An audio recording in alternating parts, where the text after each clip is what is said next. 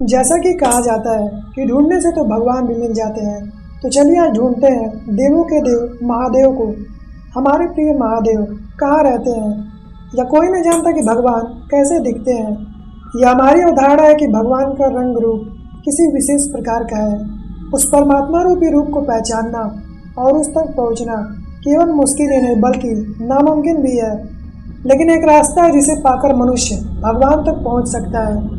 लोगों का मानना है कि भगवान शिव जो पुराणों में वर्णित है वो आज भी हमारे बीच है, लेकिन उन तक पहुंचना आसान नहीं है। भोले शंकर आज भी अपने परिवार के साथ विशाल कैलाश पर्वत पर निवास करते हैं, लेकिन उन तक पहुंचकर उनका दर्शन करना नामुमकिन सा लगता है। पुराणों और शास्त्रों के अनुसार कैलाश पर्वत के आसपास एक ऐसी शक्तियाँ हैं जो उसके वातावरण में समाई हुई हैं। क्या आप जानते हैं कि इस दुर्गम और रहस्यमयी पर्वत की चोटी तक कोई नहीं पहुंच पाया है, सिवाय एक तिब्बती बौद्ध योगी मीलारेपा के, जिन्होंने 11वीं सदी में इस यात्रा को सफल किया था। शिव के घर कैलाश पर्वत से जुड़े अनेकों ऐसे तथ्य हैं जिन पर महान वैज्ञानिकों द्वारा शोध किए जा रहे हैं, लेकिन ऋषि मुनियों के अनुसार उस भोले के निवास के रहस्य को भांप पाना किसी साधारण मनुष्य के वश में है ही नहीं। वैज्ञानिकों द्वारा किए गए शोध के मुताबिक दुनिया के एक्सिस मुंडी नामक एक केंद्र बिंदु है। यह आकाश और पृथ्वी के बीच संबंध का एक बिंदु है जहां चारों दिशा मिल जाती हैं। वैज्ञानिकों के मुताबिक इस एक्सिस मुंडी पर अलौकिक शक्ति का प्रवाह होता है। आप उन शक्तियों के साथ संपर्क कर सकते हैं। यह बिंदु कुछ और नहीं बल्कि कैलाश पर्वत ही है, जहां शिव की कृपा से अनेक शक्तियों का प्रवाह होता है। कैलाश पर्वत की वास्तविक विशेषताओं की बात की जाए तो इसकी ऊंचाई 6,638 मीटर है। ऊंचाई के संदर्भ में कैलाश पर्वत दुनिया भर के मशहूर माउंट एवरेस्ट से ऊंचा नहीं है, लेकिन इसकी भव्यता ऊंचाई में नहीं बल्कि इसके आकार में है। यदि आप कैलाश पर्वत को ध्यान से देखें तो इसकी चोटी की आकृति बिल्कुल शिवलिंग जैसी है, जो वर्ष भर बर्फ की सफ़ेद चादर से ढकी रहती है। कैलाश पर्वत की चोटी के बाद अगर इसके भूभाग को देखा जाए तो यह 4 महानदियों से घिरा है, अर्थात 4 नदियों का उद्गम स्थल भी है, जिनमें सिंधु, ब्रह्मपुत्र, सतलज व कर्णाली नदी भी शामिल है। कैलाश पर्वत के बारे में तिब्बती धर्मगुरु कहते हैं कि इसके चारों ओर अलौकिक शक्ति का प्रवाह होता है। यह शक्तियाँ आम नहीं बल्कि अद्भुत है। ऐसा माना जाता है कि आज भी कुछ तपस्वी शक्तियों के माध्यम से आध्यात्मिक गुरुओं के साथ संपर्क करते हैं। चलिए जानते हैं कि इस कैलाश पर्वत के रहस्य व गूढ़ संसार के बारे में। कैलाश पर्वत पर भगवान शिव का निवास स्थान है। यह बात हर किसी को सर्वविदित है। इस बात का वर्णन शिव पुराण, मत्स्य पुराण व स्कंद पुराण में भी मिलता है। इन सभी ग्रंथों में कैलाश पर्वत से संबंधित तथ्यों को उजागर करने के लिए अलग से लिखा गया है। इसमें कैलाश पर्वत की पौराणिक महिमा का वर्णन भी मिलता है। इन पुराणों में इस बात का स्पष्ट उल्लेख किया गया है कि इस कैलाश पर्वत पर ही भगवान शिव का निवास है। वही मन में एक कौतूहल उठता है कि भगवान शिव ने अपने रहने के लिए कैलाश पर्वत को ही क्यों चुना। इस बात के पीछे क्या रहस्य है। एक्सिस मुंडी को ब्रह्मांड का केंद्र या दुनिया की नाभि भी माना जाता है। यह आकाश और पृथ्वी के बीच संबंध का एक बिंदु है। यहाँ चारों ओर से 10 दिशाएं मिल जाती हैं। यह नाम एक्सिस मुंडी दुनिया के सबसे पवित्र कैलाश पर्वत से संबंधित है। यह वह स्थान है जहाँ अलौकिक शक्तियों का प्रवास होता है।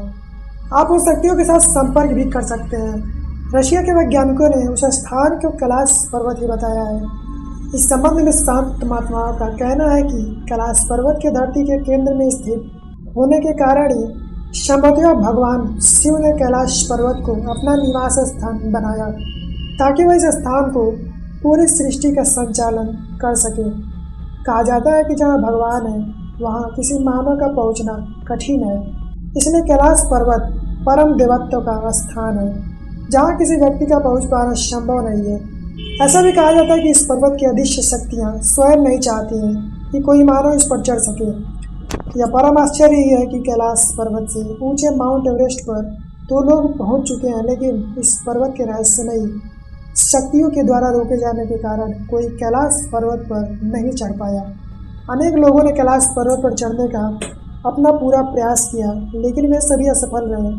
कैलाश पर्वत के रहस्य को हजारों किलोमीटर दूर से ही लोगों ने महसूस किया। उन्हें आभास हुआ कि इस पर्वत पर कोई अलौकिक रोशनी है जो दुनिया में कहीं और नहीं है। कैलाश पर्वत पर न पहुंचने के पीछे बहुत सी कहानियां प्रचलित हैं।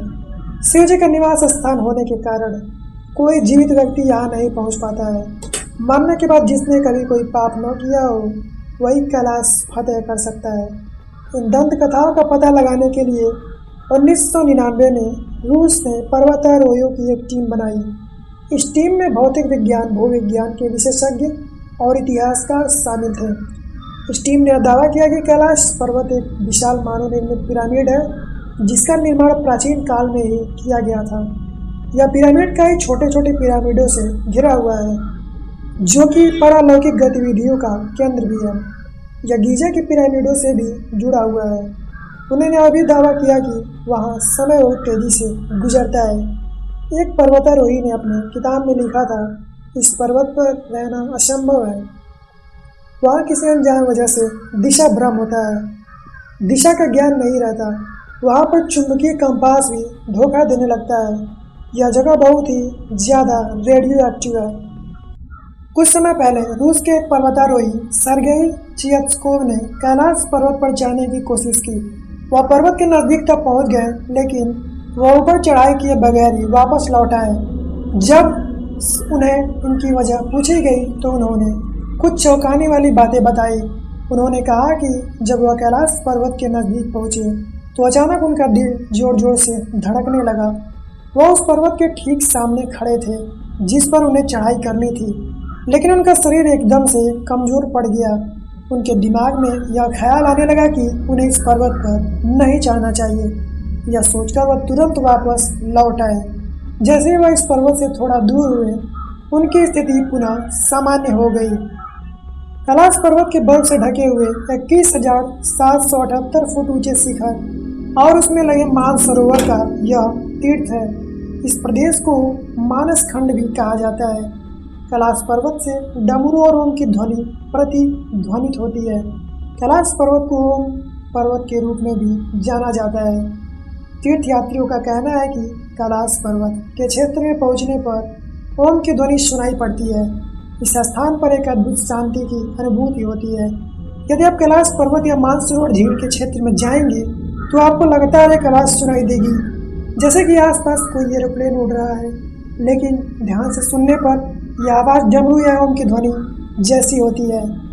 वैज्ञानिक कहते हैं कि हो सकता है कि आवाज़ बर्फ़ के पिघलने की हो। यह भी हो सकता है कि प्रकाश और ध्वनि का इस तरह समागम होता है, यहाँ से ओम की ध्वनि सुनाई देती हो।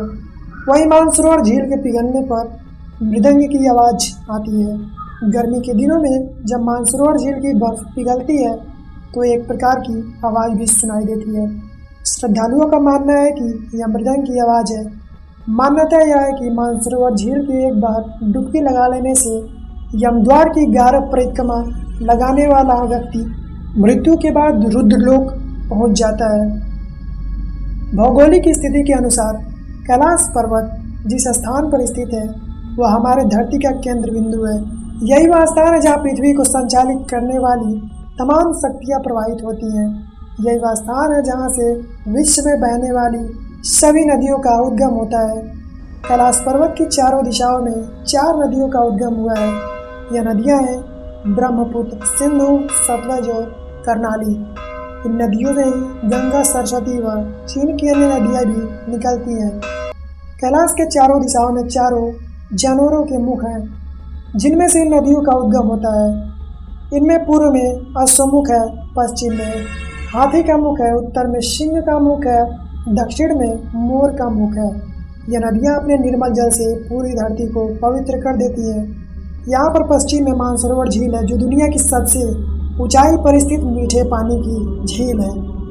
इसका आकार सूर्य की तरह है, जबकि दक्षिण में राक्षस ताल झील है, जो दुनिया में सबसे ऊंचाई पर स्थित खारे पानी की झीलों में से एक है।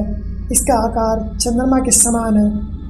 ऐसा कहा जाता है कि मानसरोवर झील भगवान शिव का आशीर्वाद है, जिसके स्पर्श मात्र से रोग, शोक और भय से मुक्ति मिल जाती है, साथ ही मोक्ष की प्राप्ति हो जाती है।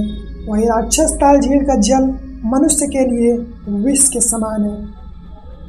यह दावा किया गया कि कई बार कैलाश पर्वत पर 7 तरह की रंग बिरंगी रोशनी आकाश में चमकती हुई देखी गई है।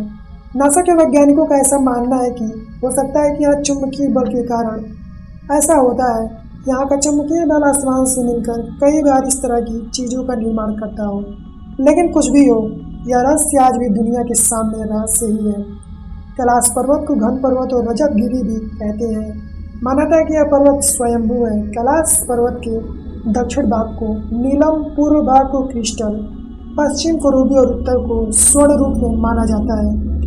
यह 4 धर्म तिब्बती, बौद्ध, जैन व हिंदू धर्म का आध्यात्मिक केंद्र है। जैन धर्म में इसे आस्था पैदा कहा गया है, बौद्ध धर्म में इसे तेईस कहा गया है, जबकि बौद्ध धर्म में से इसे कंग रिनपोचे कहा गया है। इसकी वजह से इन सभी धर्मों को कैलाश पर्वत से अटूट आस्था जुड़ी हुई है।